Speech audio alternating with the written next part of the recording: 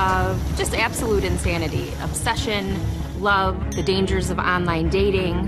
It is one of the most desperate love triangles I've ever seen.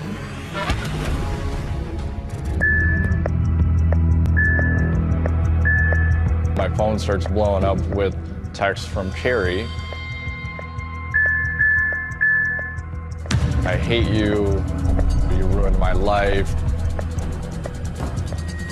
They'd been dating for just 2 weeks. And he couldn't believe that this woman that had just seemed so easygoing was this deranged. She was flat out stalking him. Carrie's rage seems to be focused on his ex-girlfriend, Liz. He had absolutely no idea the nightmare that his life was about to turn into. She says, I have Liz tied up in the trunk of the car. You need to call her right now and tell her you hate her. She's a whore, otherwise I'm gonna kill her. This investigation is about to take a left-hand turn that is mind-boggling. Could it be that the so-called stalker has actually been dead this entire time? I mean, what? Almost too crazy to be true, except it's all true.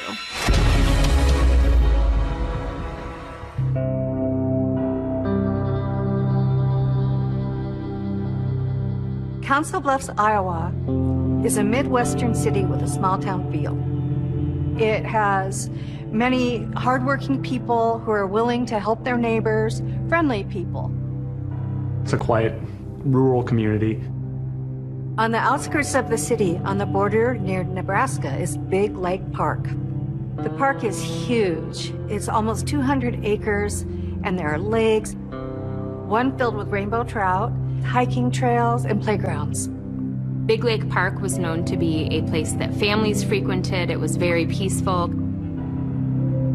But what happened here on a cold winter night in 2015 was part of a mystery that stumped police for years. On December 5th, 2015, a woman was at Big Lake Park taking an evening stroll. She'd gone to the park to think while alone on the walking trail in the dark. She took a seat on a bench to rest for a moment. She was approached by another woman. She said a female approached her from behind, told her to get on the ground, and then fired a shot at her leg.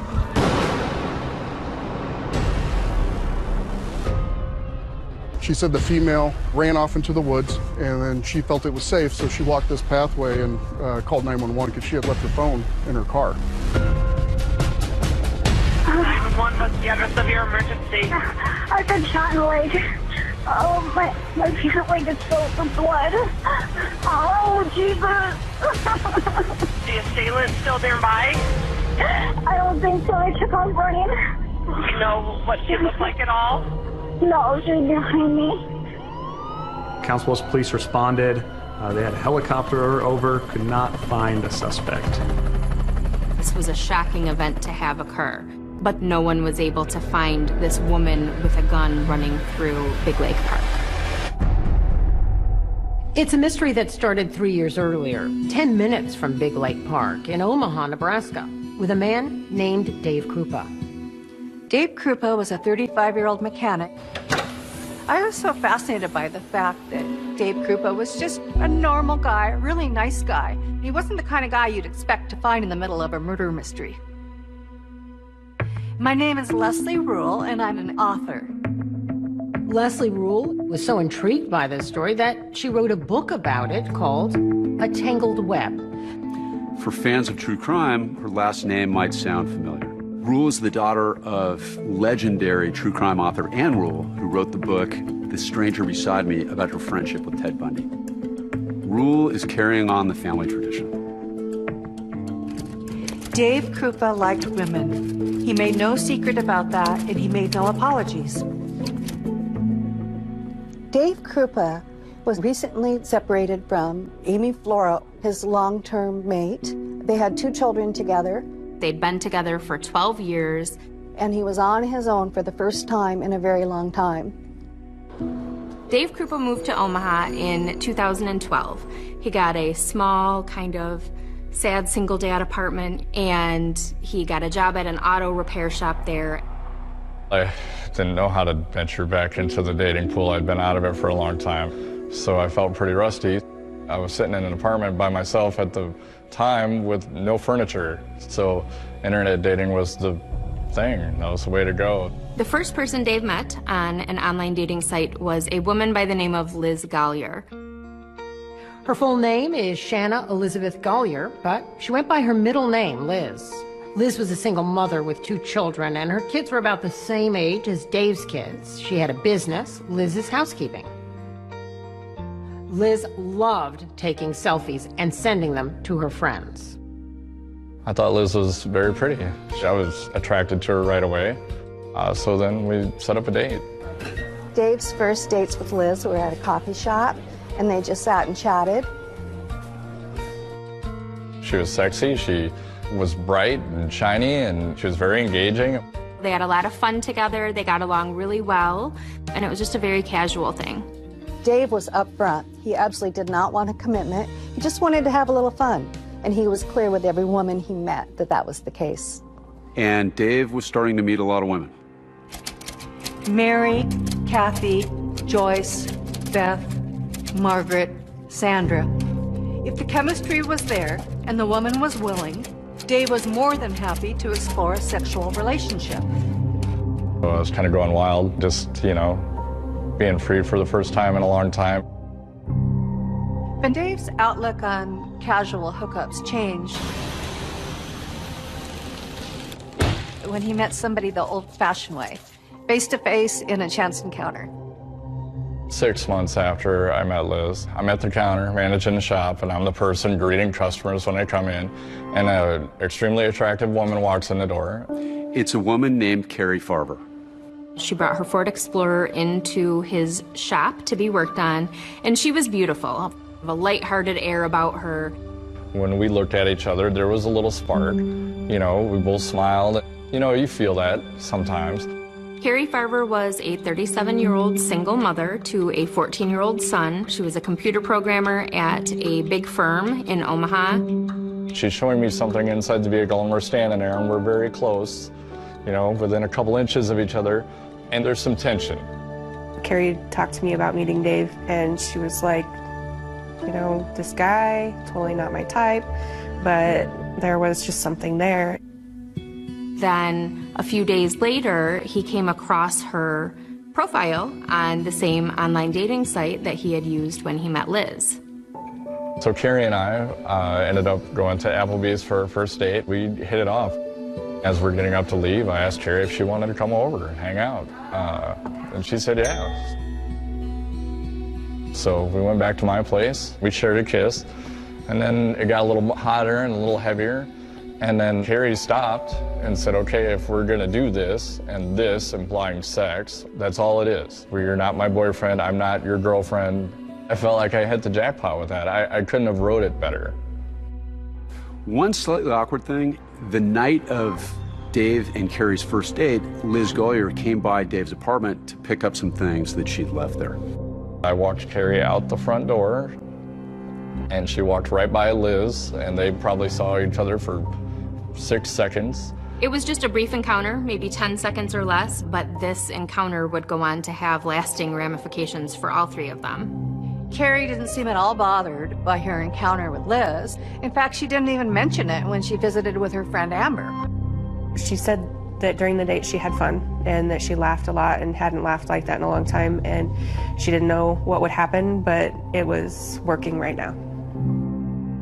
Carrie's job happened to be right around the corner from where I lived versus an hour from where she lives. She had a big project coming up at work. She was working very late hours. Dave offered for her to stay at his house so that she wouldn't have to make that commute back and forth. I mean, at this point, I've known her 2 weeks and she's got a key to my apartment. I was feeling pretty comfortable with her.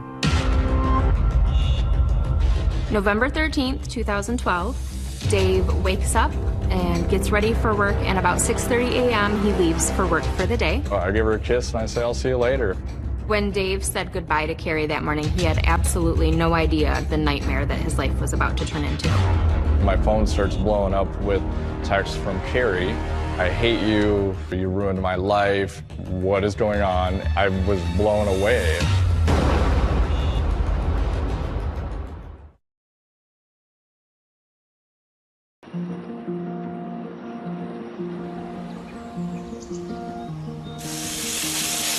November 13th, 2012. Dave Krupa wakes up and gets ready for work.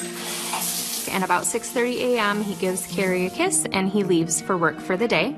Carrie Farber was his girlfriend of 2 weeks, and they were getting along so well that she sometimes spent the night at his apartment. It was conveniently close to her work, which was just half a mile away. She's on the couch, got her laptop out, she's doing her thing. So I got to go to work, so I give her a kiss and I say, I'll see you later. I had expected to see Carrie that evening. Mid-morning, Dave received a text, and he glanced at it. It was a message from Carrie.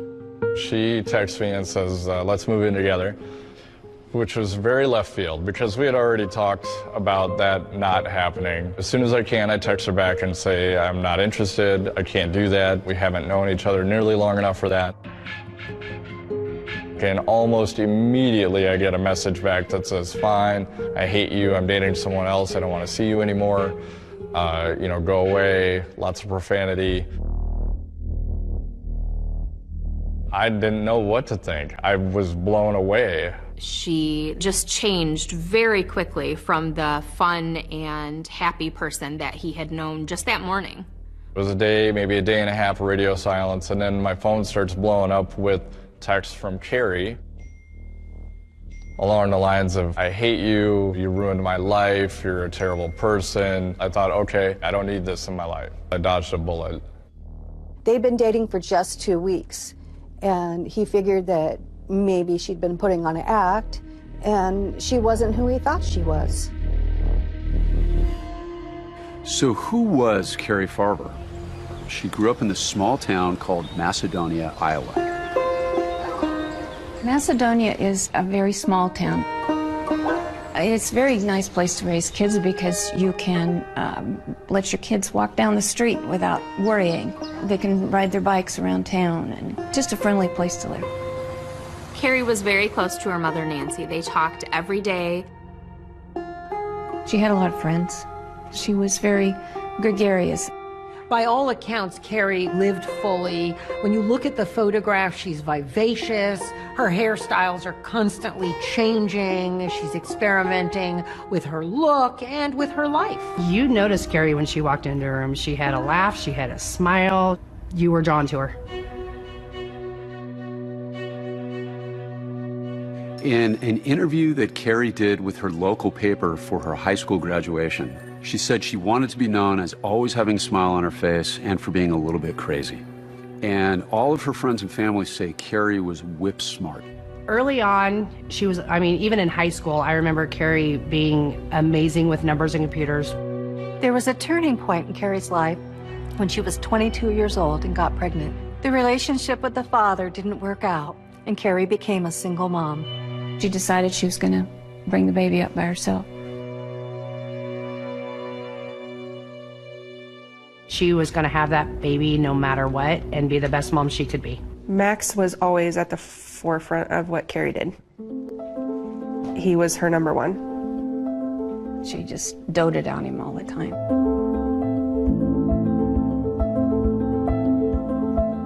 But I think she was a little overwhelmed just being on her own in her late 20s. She started developing depression. Carrie had been diagnosed in her 20s with bipolar disorder. There was one point when she just pretty much was underneath the covers for a good week, maybe 10 days. She was scared about it, but at the same time knew that she was taking all the steps that she needed to keep it in check and under control. She had been seeing therapists and was on medication. There was a couple of times when she would stop taking the medication because she said, Mom, I feel like I'm just numb. But by 2012, Carrie was in a very good place. She landed a good job as a computer programmer. She was super excited and talked a lot about how that was going to be kind of a life changer for her and for Max, being able to provide in a better way.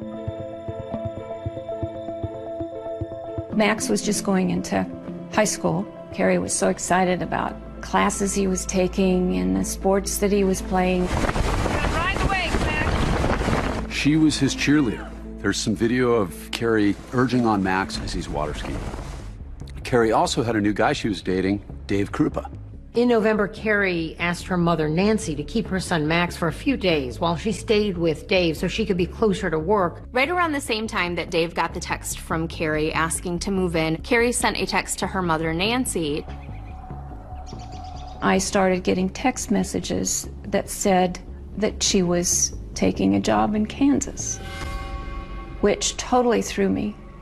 When I said something to Max about it, he said, well, she had kind of looked at a job down in Kansas. He thought possibly there was a job down there she went to. So I texted her back, and she would not call me and talk to me. Normally I would talk to her at least once a day. It was starting to concern me that she wasn't calling me. But Nancy figured she'd see Carrie soon because Carrie's half-brother was getting married in just a few days. Her son Max was to be an usher, and she promised Max that she would return for the wedding. I was needing to know when she was going to pick up her son to go to this wedding. She wasn't answering me. Carrie didn't show up to pick up Max, and she didn't call. Everybody was stunned. That was the final straw for Nancy. That's when I reported her missing. I called the sheriff's office, and they had somebody come out, and they took my report. Nancy mentioned to the police that Carrie had been diagnosed as bipolar. I said, well, yes, she was on medication. The police jumped on that and said when somebody who's bipolar stops taking their meds, sometimes it can start some really erratic behavior. They didn't take it too seriously. She was a grown woman. She was still communicating with people. I just wasn't getting a very urgent reaction from the police, and they just weren't concerned about it. Things are going to get stranger and scarier. Carrie writes, my favorite thing to do is stand outside your window and stare at you. Don't know how many times I changed my phone number. She was no longer just ranting at a boyfriend that things didn't go well with. She was flat out stalking him. What do you do when somebody invades every space of your life? This man's life is about to become terrifying.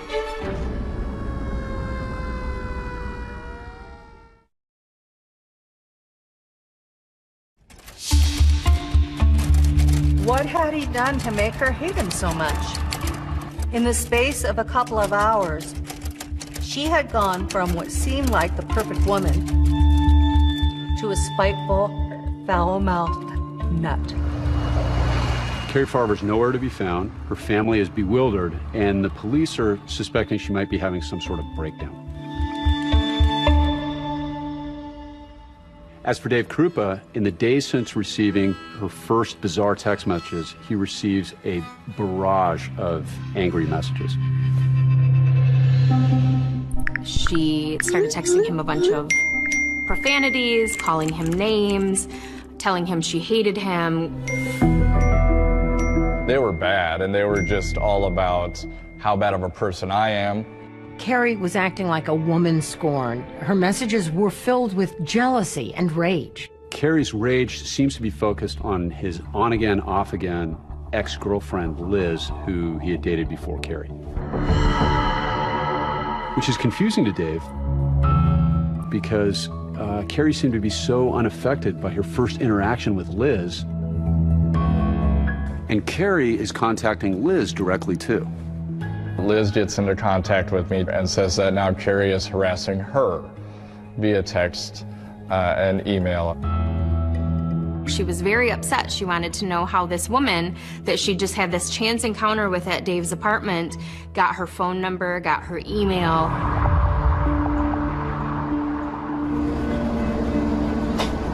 One day, Liz arrived home from work to find that her garage had been vandalized. Upon pulling into the garage, she found that someone had written "Pour from Dave" on the inside of her garage in spray paint. Liz calls the police and files a report. When Liz tells police that the common link between herself and Carrie is Dave Krupa, they decide to pay him a visit. The police show up at my work looking for me. and they didn't look very friendly. I was the last known person, or at least the assumed last person, to see her. As soon as they're looking at me with those policeman eyes, that got me pretty rattled. I pulled out my phone and said, no, she's lost her mind. She's going crazy. She's harassing me. Their tone certainly changed from an accusatory one to, oh, okay, we've seen this before. Meanwhile, back in Iowa, Carrie's mom doesn't know about any of this. All she knows is that her daughter's missing. Carrie's mother had filed the missing person report with the police, and she was becoming increasingly concerned with each passing day. In the weeks after she left, Carrie was still communicating with her family. She would send text messages to her mother, Nancy. When I'd get text messages, I would just say, please call me. I just need to hear your voice. And she would say, well, this has got to be good enough for you. And Maxwell started getting texts saying, we're going to be moving you down to Kansas. You're going to go to school down there. And he was really scared. It was just shocking to me. Nancy is so concerned that she takes over guardianship of Max in Carrie's absence. In addition to her brother's wedding, Carrie was missing more family events. She was absent for her own birthday. She missed Thanksgiving. She wasn't around when her son Max turned 15. She even missed her own father's funeral. And when she didn't come home for that, her mother knew that something was very, very wrong. Carrie texted, I'm sorry I missed the funeral. Nancy responded, the only way I will know that this is you is if you call me and I hear your voice. The weather had changed. It was starting to get colder. We went into her house, and I noticed her winter coat was sitting on the chair. And I thought, she doesn't have any warm clothes with her. What is she going to do? How is she getting along? Where is she eating? What is she doing? It was terrifying. It was scary not knowing where she is. Okay, maybe she had gone off her meds. There had been times in the past when she had thought, maybe I don't need these. The text got mean at one point, too, and saying that I wasn't a good mother and that I was controlling. In the middle of that bleak winter, only one thing was certain. People were afraid. While Carrie's family was afraid for her, Dave Krupa was growing afraid of her. I would regularly receive 60 plus texts a day, 100 emails a day. It was not uncommon. And as far as phone calls, hundreds. And I'd changed phone numbers so many times, it was ridiculous. Carrie would refer to Liz in her messages. She is nothing. She's a fat cow. She looks like she lost her puppy. Maybe she'll do us all a favor and kill herself. LOL. She wrote to Liz, if you don't keep your hands and lips off my man, I will hurt you. And she seems to be everywhere. On one specific occasion, I was sitting in my lazy boy with my feet up, watching TV, trying to relax, and it's nighttime. And I get a text saying, I see you, you're sitting in your chair with your feet propped up, wearing a blue shirt, and those things were true. She was no longer just ranting at a boyfriend that things didn't go well with. She was flat out stalking him. Carrie writes, my favorite thing to do is stand outside your window and stare at you. Then finally, there's a clue. One night in January, about 2 months after all of this started, Dave came home from work and there was a vehicle in the parking lot. He got closer to the vehicle and he recognized it to be Carrie's Ford Explorer because he knew it very well. That was how they met. He had worked on the vehicle. So I took a picture of the license plate, sent it to the police. He had no idea at the time how big of a piece of evidence this would turn out to be. It had one perfect fingerprint on it.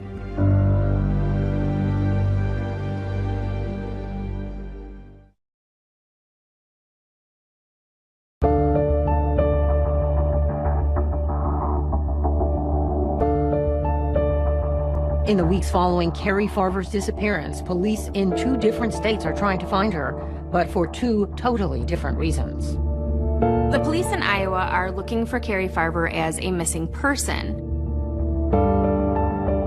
But less than 5 miles away in Nebraska, just across the Missouri River, police are looking for Carrie Farver as a stalker, somebody that is harassing Dave Krupa and Liz Gollier. They're all trying to find Carrie Farver. The best clue so far is Dave's discovery of Carrie's Ford Explorer. The police searched the car and they found no fingerprints except for one. There was a mint container found in the car that had one perfect fingerprint on it. But that fingerprint didn't match Carrie, and it didn't match anyone in the FBI's national database. So that lead, so far, is a bust. But Carrie's mother, Nancy, doesn't need evidence. She knew in her gut that something had happened to her child.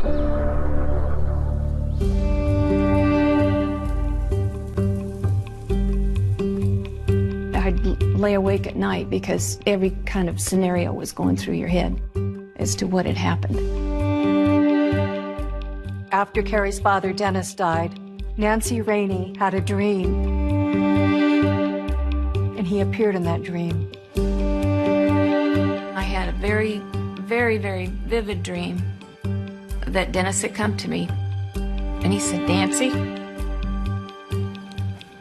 don't worry about her. She's with me." But of course, I was always kept hoping that we'd find her, that she was okay.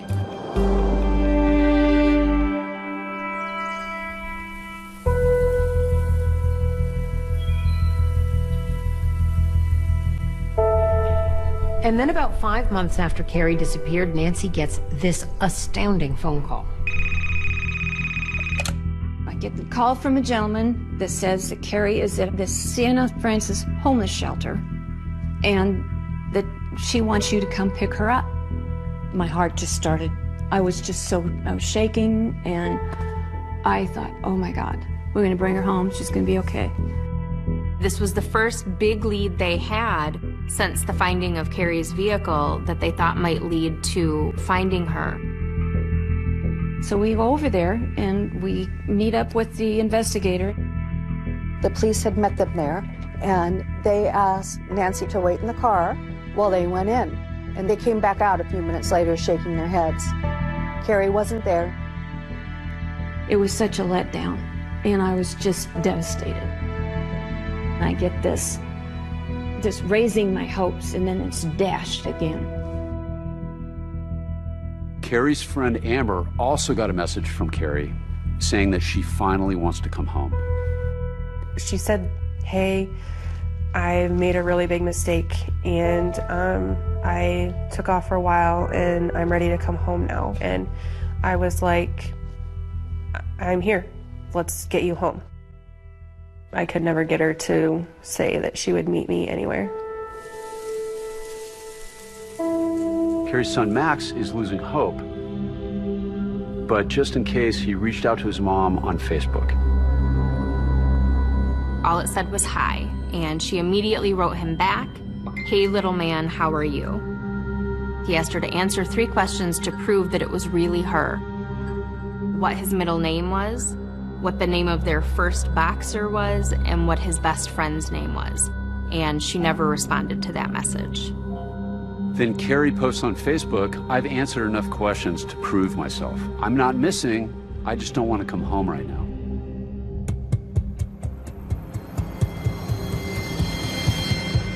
Meanwhile, the stalking of Dave Krupa and Liz Gollier has been escalating.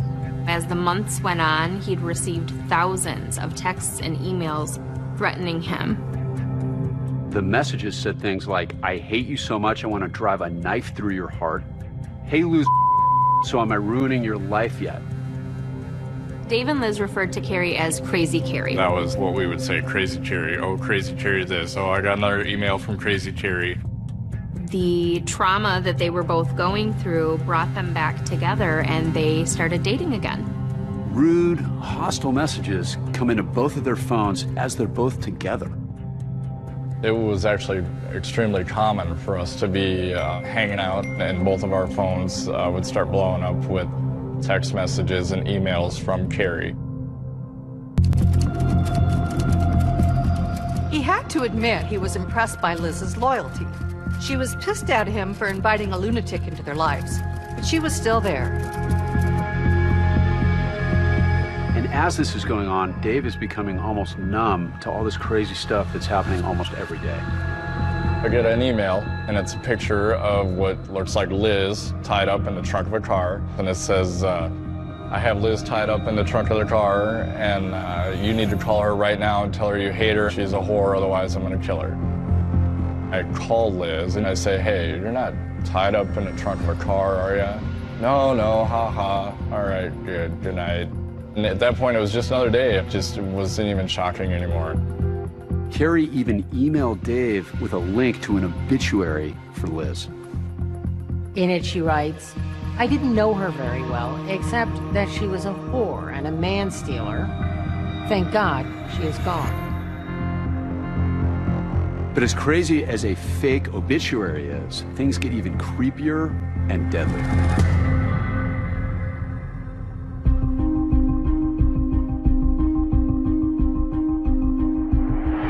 I get a call from Liz, frantic, freaking out. My house is on fire. Somebody's burned my house down. I go over to Liz's house, and there's fire trucks all up and down the street, and there's firemen walking around, and there's hoses, and they're pouring water into place. Luckily, her children were not home, but many of her belongings were still there, including 2 dogs, a cat, and a snake, and they all were killed in this fire. There is audio of the officer at the scene talking to Liz about the fire. From what I've seen so far, looking inside, it's pretty obvious it's an intentionally set fire. The guy that I'm seeing, he has a girlfriend he dated for 2 weeks, and she's been stalking me since November. Do you know her name? It's Carrie, C-A-R-I. But she has made threats towards me and my kids. She would kept texting me telling me she wanted to kill me and my kids. You would think they were married as much as she's stalking me. She won't leave me alone. She will not go away. I just wish she would go away. Well, I felt very bad for Liz because I felt like I brought this crazy person into her life. 2 months later, Carrie strikes again. Dave's auto shop is vandalized with a message for everyone to see. Dave beats women in fluorescent orange spray paint. I tripped out. I mean, this is my job, and this is on a main street. Dave became a nervous wreck. He purchased a gun. He was always on edge. It makes you paranoid. You can't rest, you can't relax. You're always wondering when something else is going to happen and if it's going to escalate. We were in bed, getting ready to go to sleep, and the next thing I hear sounded like a gunshot.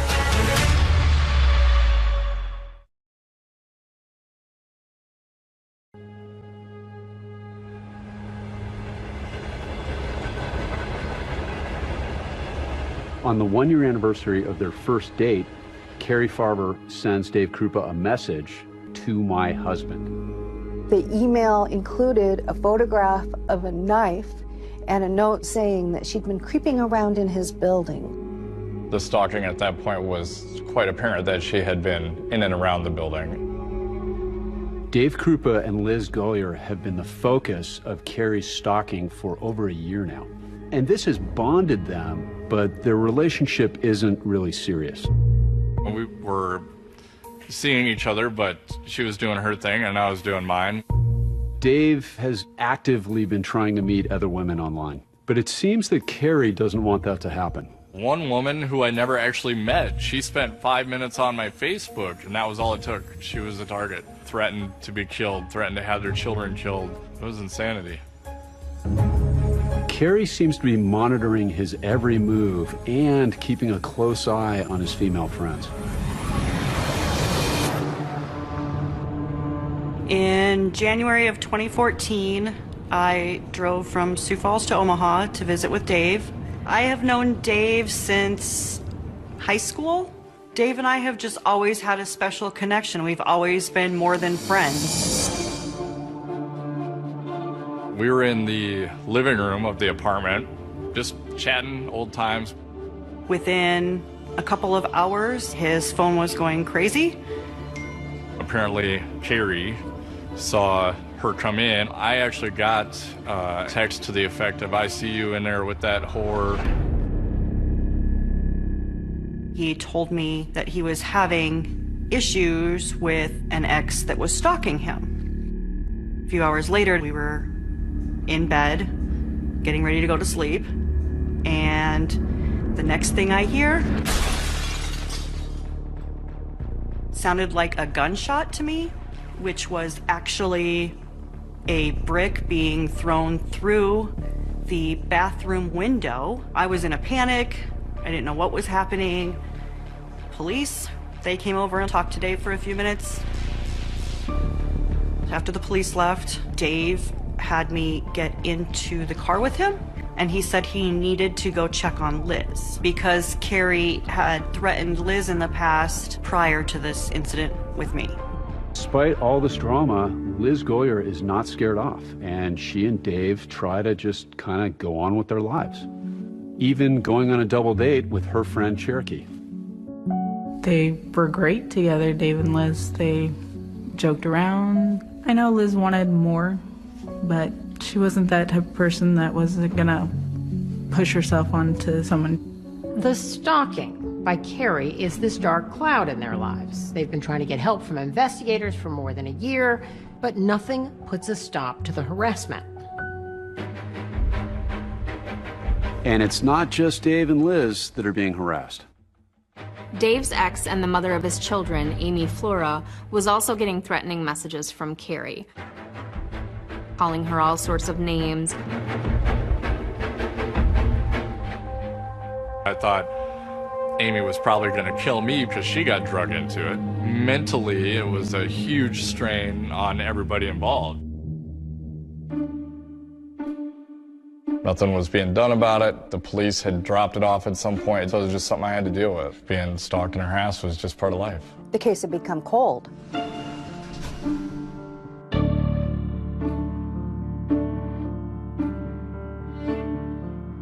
Detectives Ryan Avis and Jim Doty worked at the Pottawatomie County Sheriff's Office in Council Bluffs. Neither Avis nor Doty had actually been working on the case of the missing Carrie Farver, but they'd been aware of it in the police department. We'd heard about the case. It was kind of water cooler talk around the office. It intrigued us because it was a single mom who was very into her kid and family, and it just didn't make sense to us that she just vanished. Is there more to it, and is there something else that we're not seeing? It was something that we were both interested in just talking about it, but we didn't have the case file. You don't usually go and volunteer for a case, but in this intrigued us enough that we asked, hey, can we take a look at it and see if we put a fresh new look on it? Doty and Avis asked their superiors if they could take another look at the Carrie Farver case. And so they began looking at it from a new angle. Jim's gonna work it like she's dead, and I'm gonna work it like she's alive. I'm gonna try and prove every which way I can that Carrie is still alive and is out there, and Jim's gonna try and prove every which way that she is not. Carrie's checking account had no activity. It's not normal for adults to just up and leave and literally spend no money, no one's seen them, and no one's heard their voice. So it just didn't make sense. And one of the things about these text messages, they don't look like they're written by Carrie. They're filled with spelling errors and grammatical errors. And her mother said Carrie never would have sent messages like that. Detectives Doty and Avis were aware that Carrie had been diagnosed as bipolar, but they didn't think it had anything to do with why she went missing. How many people in the world are bipolar and they don't just go missing for no reason, whether they take their meds or don't take their meds? And life had been good for Carrie Farver. In fact, it had never been better. She had a good income, a good house. I had come to the conclusion that I could not prove she was actually alive. This is a turning point in this because they start to contemplate the idea, could it be that she's actually been dead this entire time? So if Carrie Farver was dead, what happened to her after she left Dave's apartment on that early morning 2 years before? The decision made by Doty and Avis to reopen the case would be a true turning point. If not for Detectives Doughty and Avis, chances are this case would never have been solved. They smelled a big fish, a big problem, something really weird. This investigation is about to take a left-hand turn that nobody saw coming. That is mind-boggling. Everything you thought you knew was a lie.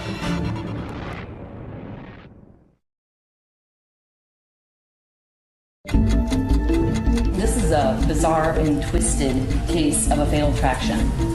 It's about an obsessive woman that would stop at nothing to get what she wanted. It was just another one of her schemes to bring Dave back into her life and make herself look like a victim. How did I not see anything? And how could I be so naive or so stupid or so gullible? It changed this from a missing persons investigation, and now it's a homicide investigation. Is there anyone that you think would want to hurt Carrie? How could this person do this to my daughter?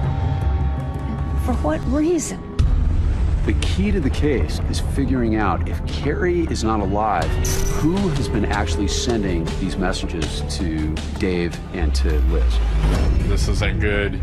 So now this person is armed. They've already proven to be dangerous. It was like the killer wanted to keep a keepsake of what she had done. It was just chilling. Holy Christ, this is despicable.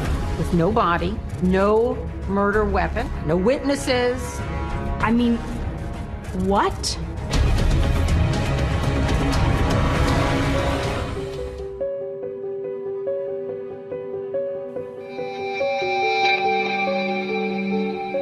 By the spring of 2015, 37-year-old single mom Carrie Farver has been missing for over 2 years. Nobody has seen her and nobody has heard her voice. The only sign of her was through texts and email.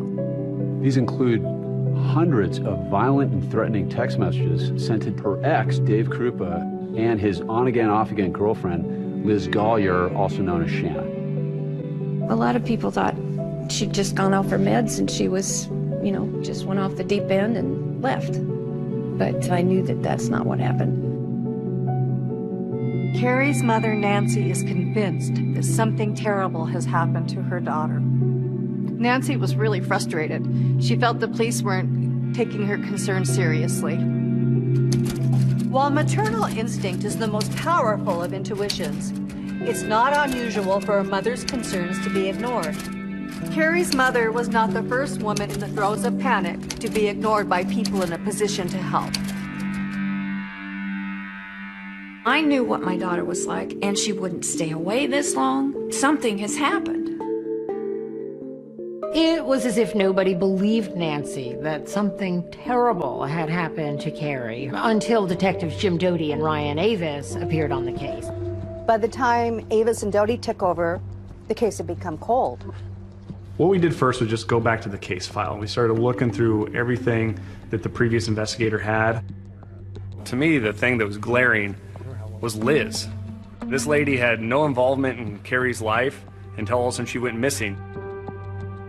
According to Liz, she only met Carrie once in this brief encounter outside of Dave's apartment. All of a sudden she's this focus of harassment. Her name was all over all the reports. So to me, there was something with Liz. She definitely was a person of interest. Key to the case at this point is figuring out if Carrie is not alive, who has been actually sending these messages to Dave and to Liz.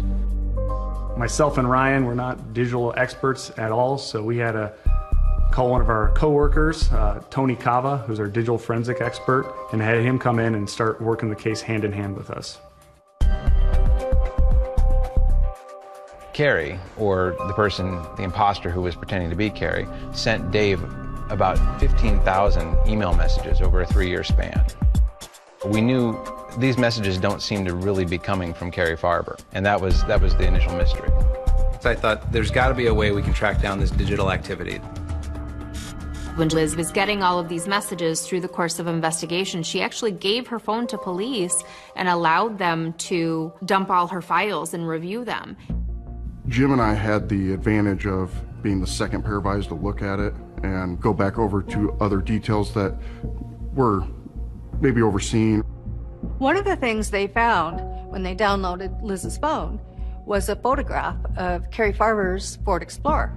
We looked at the metadata of that photo, and it was taken about a month before police even recovered her vehicle. So somehow Liz knew where Carrie's vehicle was before law enforcement even did. Another thing we found on the phone download, there were 6 calls that were made to Carrie's residence. It was using the *67 prefix to disguise the number, and so Liz was calling Carrie 6 times. This didn't make sense to us because she said she'd only met Carrie one time passing through a hallway. We found an email that Carrie had sent to Dave Krupa. It consisted of a picture of a woman who was tied up. We found that picture of that bound woman in Liz's phone, and the metadata showed it was taken from Liz's phone. They realized that Liz had put duct tape on her own mouth, had tied up her own hands, and crawled into the trunk of a car.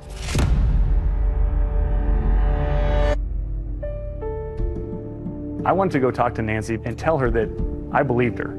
I believed her daughter didn't just vanish, that her daughter didn't just leave her and her son alone, that I believe somebody was responsible for what happened to Carrie. But I couldn't tell her everything we knew at that time because it was still an active case. When he called, he said, "Can I come out and talk to you?" And I was just a little bit short with him because I thought, you haven't done anything so far. What are you going to do now? I said, okay.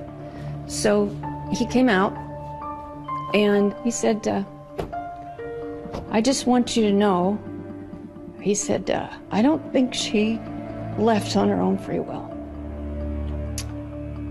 And that was the first time anybody in his authority position had told me that. She was happy to know that we had reopened the case and that we had made some progress. I honestly felt like maybe something was going to happen now. And this visit leads to Dodie and Avis looking at yet another clue. It's a clue that had come up earlier, but now with Liz Gollier in their sights as a suspect, their fresh eyes make all the difference. So when we went to interview Nancy, she informed us that she had received a picture of a check via text message. Right after Carrie disappeared, Nancy got a text from her, and it said that she had sold all of her furniture and she wanted Nancy to let the buyer into the house, to let them pick it up.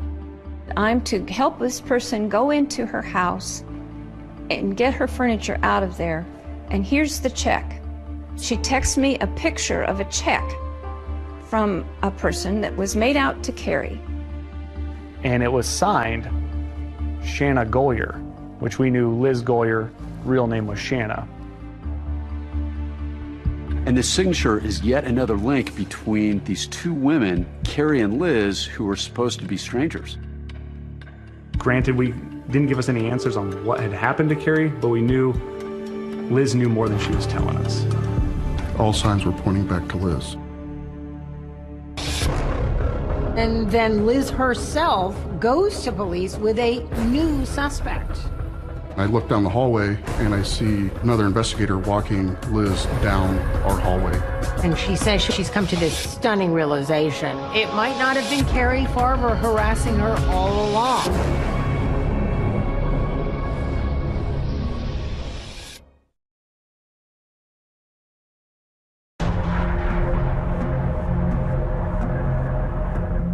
Police have been taking a close look at Liz Gollier.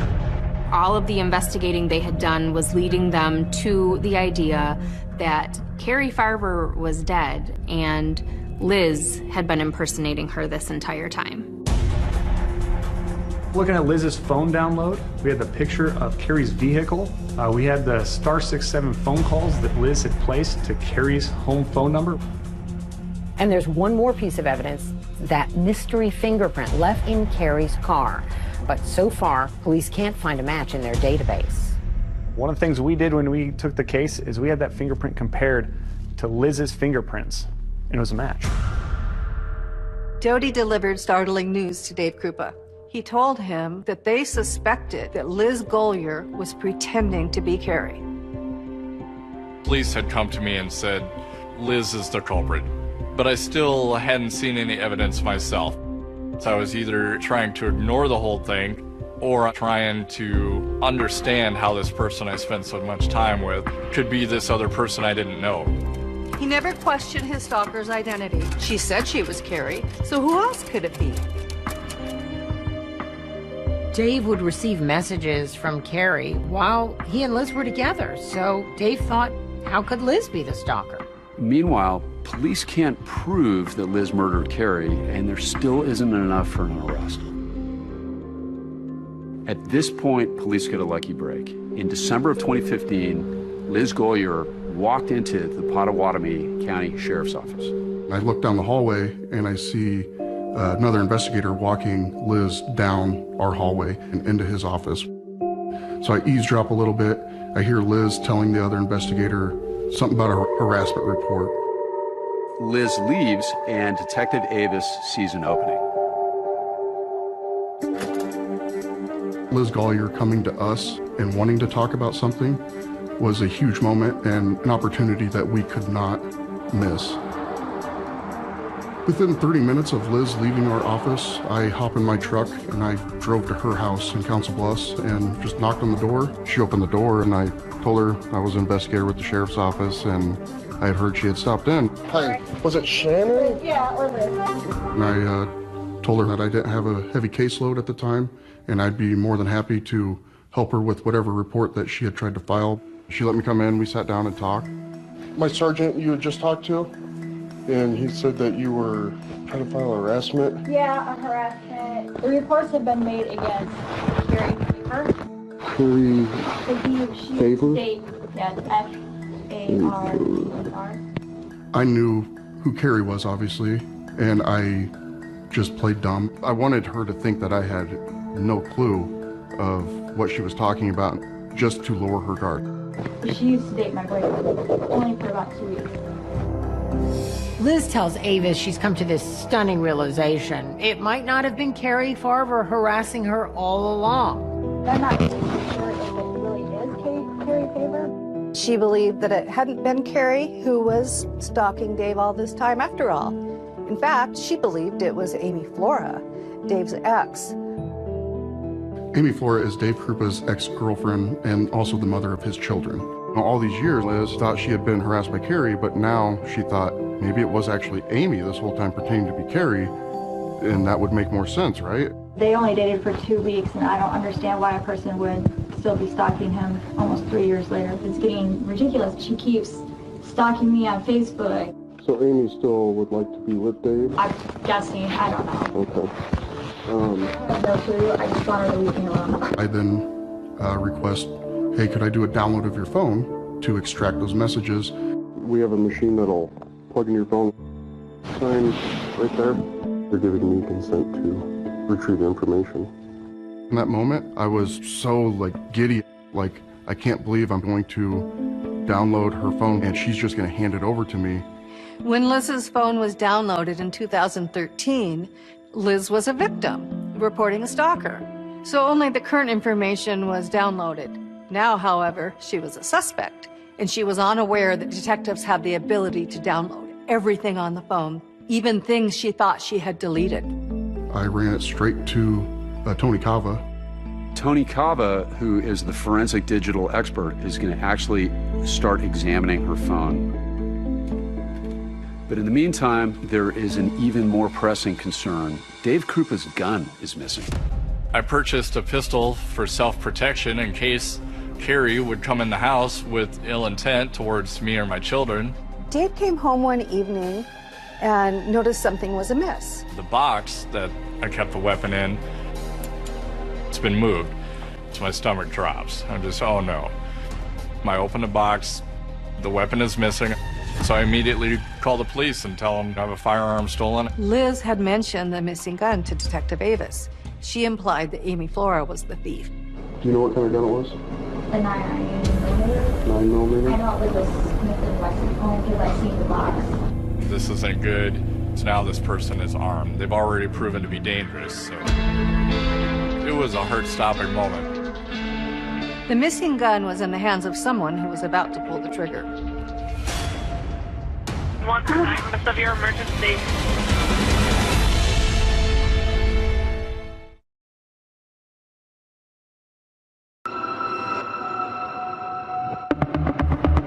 On December 5th, 2015, 6 days after Dave's gun was stolen, a call was placed to police from Big Lake Park in Council Bluffs, Iowa. It was Liz Gollier. She had been shot and she was bleeding alone on the walking trail in the dark. 911, what's the address of your emergency? Oh, yeah. I've been shot in the leg. Oh, God. Oh, Jesus. Liz Gollier came here to clear her head and walked out about halfway on this bridge and was approached by a female, she said, and the female came up behind her and said, "How do you like Dave?" And then told her to lay on the ground and shot her in the leg. Do you know what she looked like at all? No, she's behind me. Liz was shot in the thigh. I didn't do any permanent damage. There was a lot of blood, and she was rushed to the hospital by ambulance. At the beginning, Liz said she didn't know who shot her, but she kind of changed that story and eventually said Amy Flora shot her. Amy Flora, Dave's ex and the mother of his 2 kids. To police, this story makes very little sense. When I learned that Liz Gollier had been shot out here, I found it highly suspicious that the day before she felt the need to tell me that Dave Krupa's gun had been stolen too, and less than 24 hours later she is shot. I mean, it's just odd, to say the least. I never believed that Amy Flora shot Liz Gollier ever. She had an alibi, and the evidence just didn't point to there being anyone else in the park that night. It was pretty quickly determined that most likely Liz Gollier had shot herself. Amy Flora was cleared nearly immediately that evening. Another one of her schemes to bring Dave back into her life and make herself look like a victim. When the shooting happened, this is finally when Dave gets it. At this point, Dave can no longer deny the truth. It's Liz, not Carrie, who's been tormenting and stalking him for all these years. It was undeniable at that point. I knew it was her, and I knew it had to be my gun. It was like running into a brick wall in a race car. It'd be like if gravity just failed. The first thing my mind did was start to go back to all the things that had happened over all these years, and how did I not see anything, and how could I be so naive or so stupid or so gullible? Everything you thought you knew was a lie. For Dave, the frustration at this point is overwhelming. If they don't arrest her soon, I'm gonna kill her. Deputy Tony Cava is actually on a mission to prove Liz is the culprit. He has the recent download of Liz Gollier's phone and all of the messages that are supposedly been sent from Carrie Farber. He's spending hours of his own free time, more than 3,000 hours, trying to decipher where those messages actually came from. Liz signed up for upwards of 20 or 30 fake addresses that say they're Carrie Farber, and they're different variations on Carrie's name or even her real email address. Some of the very first ones came from carriefarber@gmail.com. I mean, they would, if you didn't look very closely and you received this message, you would think it was from the real Carrie Farber. His patience and his persistence pay off, and eventually he is able to trace the messages right back to Liz Gollier. Every account that we look at, every impersonated message, every text message, there's always a connection back to an account that she has, to a device that she has, or to her house. Cava also discovered that part of her ruse, Liz was using an app which actually allowed her to send messages and receive them at a later time. She was able to send messages pretending to be Carrie, and they would arrive while she was sitting on the couch next to Dave. From Dave's point of view, Liz couldn't have sent it because she was sitting next to him the whole time. It gave a perfect alibi to Liz. This must have taken Liz 40 hours a week, 50 hours a week. This seemed to be a full-time occupation for her, trying to stalk people and send them messages. For Doty and Avis, the mission at this point is to get more evidence to speed up the investigation. We brought her in for an interview about 2 weeks after she was shot. Doty tells her he's working on a missing person case. They're trying to find Carrie Farver. The case is regarding Carrie Farver. Are you familiar with her? Barely even know her. Yeah. Ran into her one time. Okay. Just bypassing her, going into Dave's apartment to pick up my stuff. We developed a bit of a ruse that we were going to employ on Liz. We were going to tell her that we had found remains that we believed were Carrie. We've had a pretty significant break in the case. Okay. There have been some remains that have been located. Okay. The initial indication is that these remains are Carrie. Okay. Is there anyone that you think would want to hurt Carrie? I didn't know her long enough to know if anybody wanted to hurt her. Liz then again shifts the blame away from Carrie Farver towards Amy Flora. She was with him for 12 years. And she still goes in and out of his life all the time. So. Yeah. So you think she could have been the person that did some of that stuff to you? I'm just saying, as another person who would be possessive of Dave, it would be her. When I'm sitting across from Liz, I knew most likely she was a murderer. Even though she didn't look intimidating, that was always in the back of my mind. I knew that she was responsible for whatever happened to Carrie.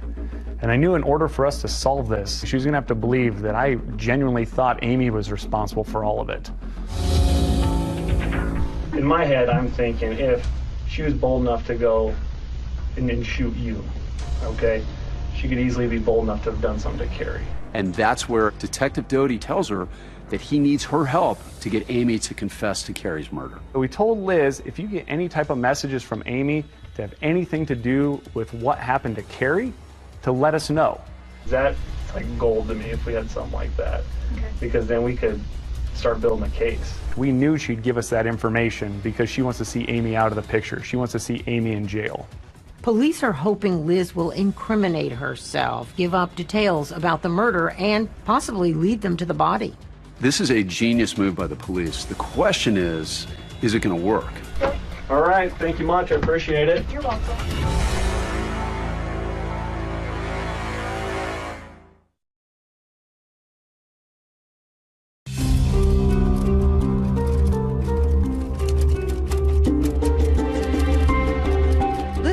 Had no idea that the investigators were on her tail, and they wanted to keep it that way. Liz always believed that she was smarter than the police. She thought she could outfox them. Unfortunately for her, she ran into Doty and Avis, and they set a clever trap. Detective Doty enlists Liz to help him get Amy to confess to Carrie's murder. And of course, the police know that Amy has nothing to do with Carrie's murder and that she's not involved in this in any way. The role I tried to play was that I wanted to solve Carrie's homicide, and I believed Amy was responsible. And so we told Liz, if you get any type of messages from Amy to have anything to do with what happened to Carrie, to let us know. It took just a few days for Liz to play right into their hand. We started receiving messages that she said were from Amy, where Amy confesses to shooting Liz at Big Lake Park. The emails said, "I shot you, Liz, to make sure Dave stayed away from you. I got rid of the gun." But what Detective Doty really needs are the details about the final moments of Carrie Farver's life, and he explains this in a phone call to Liz. See if you could kind of push her for some more info on the Carrie thing, what she did to Carrie and so forth like that. That would help our case immensely if it was more specific. So you guys want me to try and email her back? I'm leaving that in your court, Liz. I mean, if that's something you would feel okay doing, that'd be really helpful for us. Just a few days later, Liz forwards a new email. This one she also says is from Amy, and it's got details about Carrie's murder. When I met Crazy Carrie, she would not stop talking about Dave and him being her husband. She tried to attack me, but I attacked her with a knife. I stabbed her 3 or 4 times in the chest and stomach area, and then took her out and burned her. I stuffed her body in a garbage can with crap. The details were bone-chilling because they were graphic. At this point, Detectives Doty and Avis push Liz almost to the breaking point and use her obsession over Dave Krupa against her. Liz Golyer's worst nightmare was Dave Krupa. getting back together with Amy Flora and potentially reestablishing their relationship. So we decided that maybe we could nudge Dave Krupa into moving in with Amy. Shortly after that happens, I get a call from Liz. She's bawling on the phone, and she's so upset that Amy isn't in prison yet. Looks like the only person that benefited was her. So she gets to shoot somebody, and then she gets to kill another person, and then she gets to move in with Dave, and she gets to be free. And you guys aren't arresting her. Liz presses Dodie on why the Amy confession email isn't enough evidence to have her arrested. It's very graphic on what she did to her, and she's still not arrested. Trying to build a case is very difficult. I would tell Liz, hey, we need more information, things that only the killer would know. Within days, more Amy confessions appeared. She writes, I really did kill Carrie, and I did do it in her own car.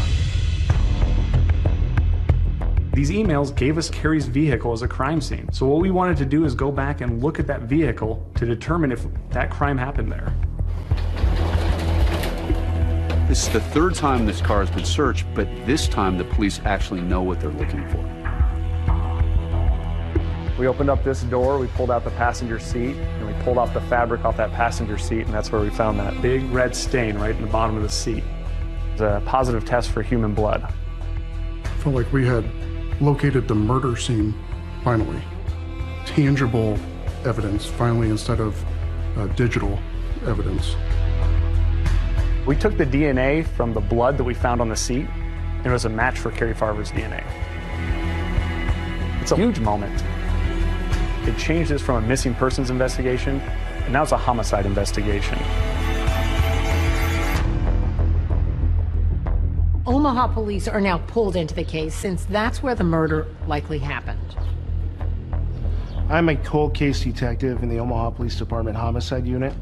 You take your handcuffs off. Detective Schneider wanted to talk to Liz. She had a warrant for an unpaid traffic citation, so that gave him an excuse to actually go arrest her and bring her in.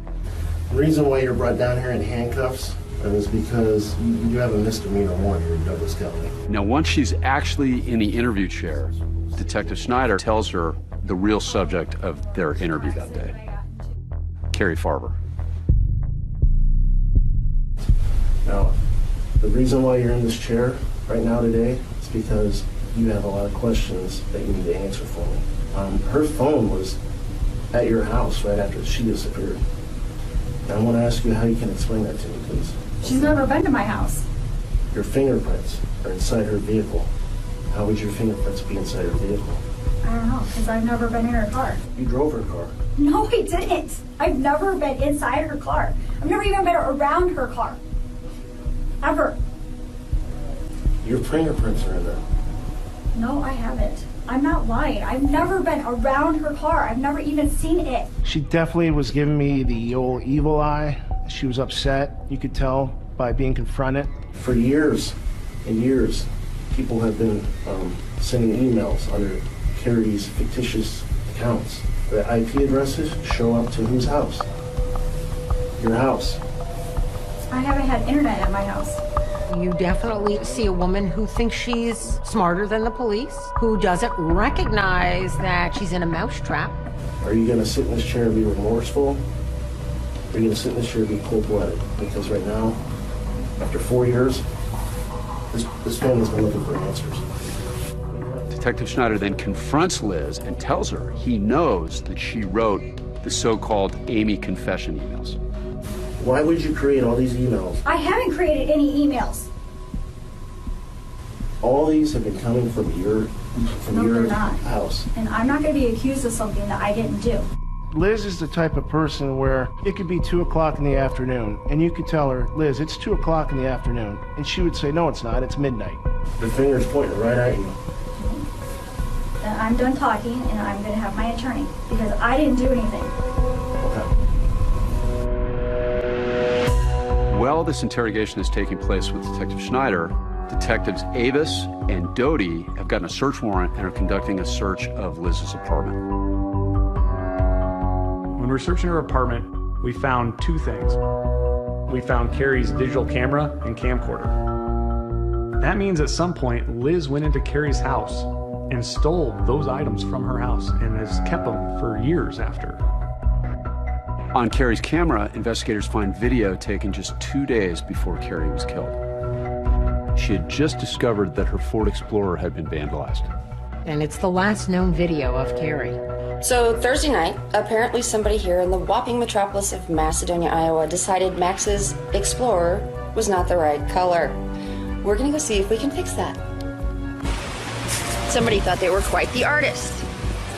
Investigators now believe it was Liz who vandalized the car. There's all over the hood. The police finally had enough evidence to get an arrest warrant. But the strongest evidence against Liz is actually discovered after her arrest. I came to a photo that no one had seen before. It was like the killer wanted to keep a keepsake of what she had done.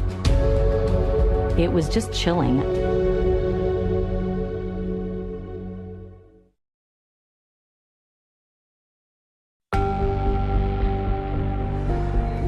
After they arrested Liz Gollier, of course, the next step is the actual preparation of the trial. Douglas County Prosecutor Brenda Beadle took on the case.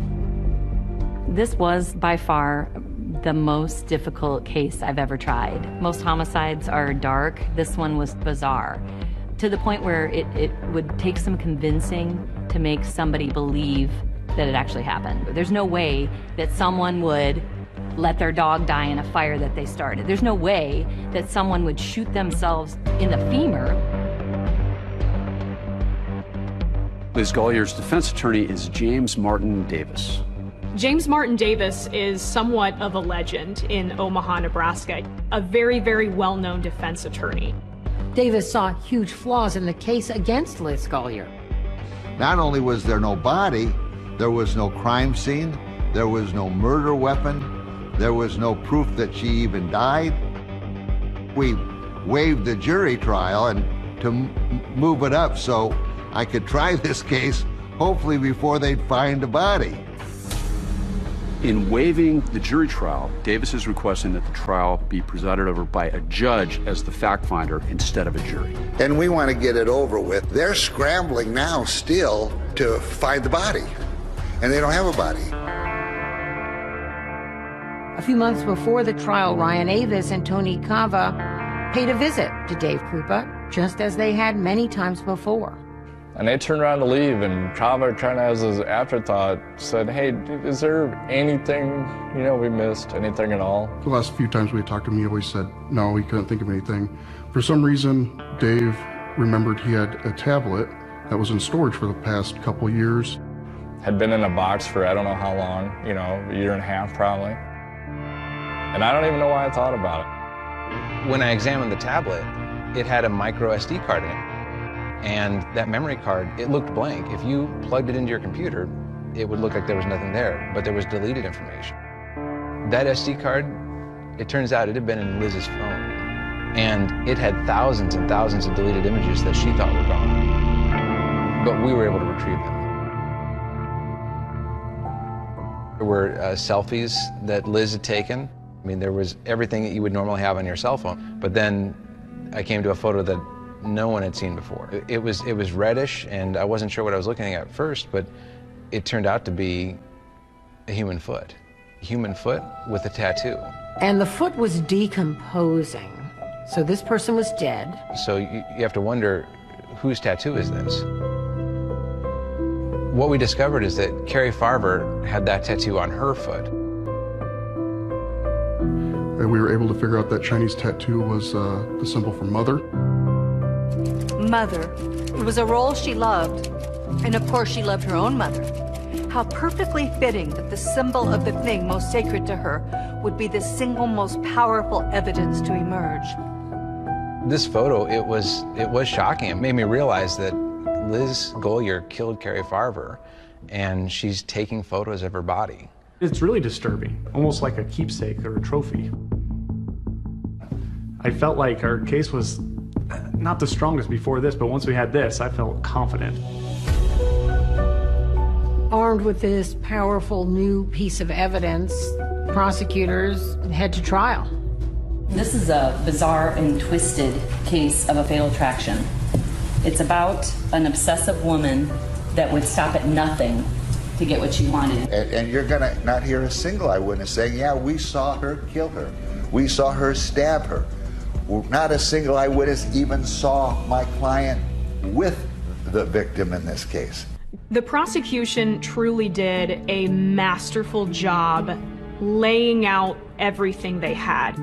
Of course, key to the prosecution, those messages sent over years and years of Liz impersonating Carrie and pretending Carrie was alive to her mother and her son. Those messages led Carrie's son Max to reach out to his mom 3 years after she disappeared. He wrote, "If this is really you, please come back. I want you to be at my graduation." It's so evil. It's so harsh for this family to see these and get hope. She's just diabolical and just cruel. It's mind-blowing that someone was capable of doing all of these things over the time period that she did them, years. Even Liz's own attorney is struck by his client's cruelty. I would think to myself, without disclosing my feelings to the client, I thought, holy Christ, this is despicable. But it doesn't mean that they're first-degree cold-blooded murderers.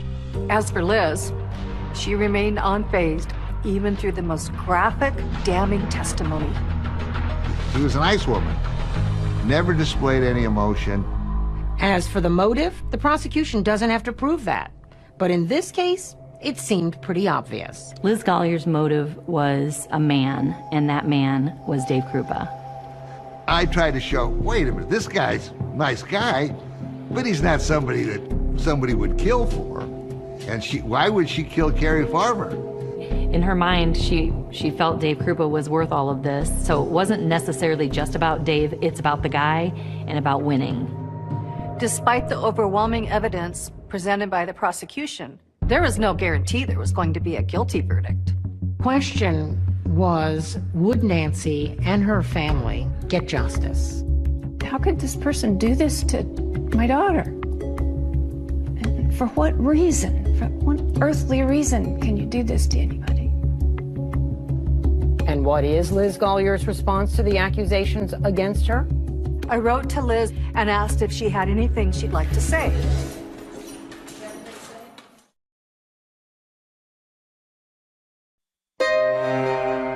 This is one of the few cases that went to trial with no body, no murder weapon, no witnesses. It's a hard case to prove, it's a hard case to make, and it's even harder to get a conviction. But the web Liz Gollier was weaving, well, she got caught in it. Instead of being the spider, she became the insect. The judge found Liz Gollier guilty of first-degree murder. Carrie Farver did not voluntarily disappear and drop off the face of the earth. Very sadly, she was murdered. Liz was sentenced to life in prison. I'm glad it's over with. And she's can't hurt anybody else anymore. I want Liz to go away and never do this to anybody again. Nancy and Carrie's son were foremost in my mind. They're unfortunately the ones that have to live with the repercussions.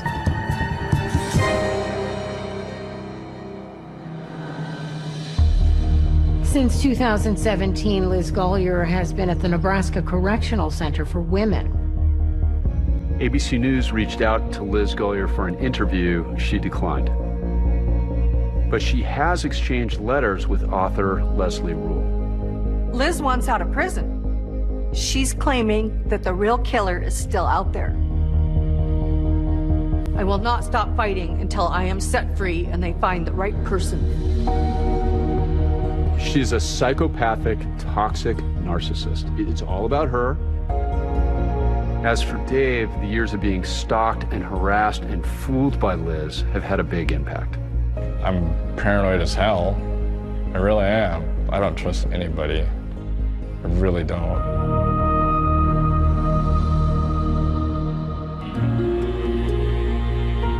To me, Dodie, Avis, Chava, they're all heroes. Those guys, they mean the world to me. I can't thank them enough. They're my boys. You just kept thinking about Nancy and Max, and that's kind of what just kept driving us, is to get them answers. And it was important for us to clear Carrie's name because she was accused of stalking, she was accused of harassment, and she didn't do any of those things, and that's not who she was. It's almost like murdering the victim twice, because first she actually murders her as a human being, and then she's murdering her reputation and her memory. It's so fundamentally evil. You know, there's no fate bad enough for her. Carrie was only 37 when she died. I would just want people to remember her as the fun-loving, talented, smart woman that she was. And she loved her son, and she was a tremendous mother, and she was a hard worker. If I could talk to Carrie right now, I'd say I love you. I'm so glad that you were in my life. And I miss you terribly.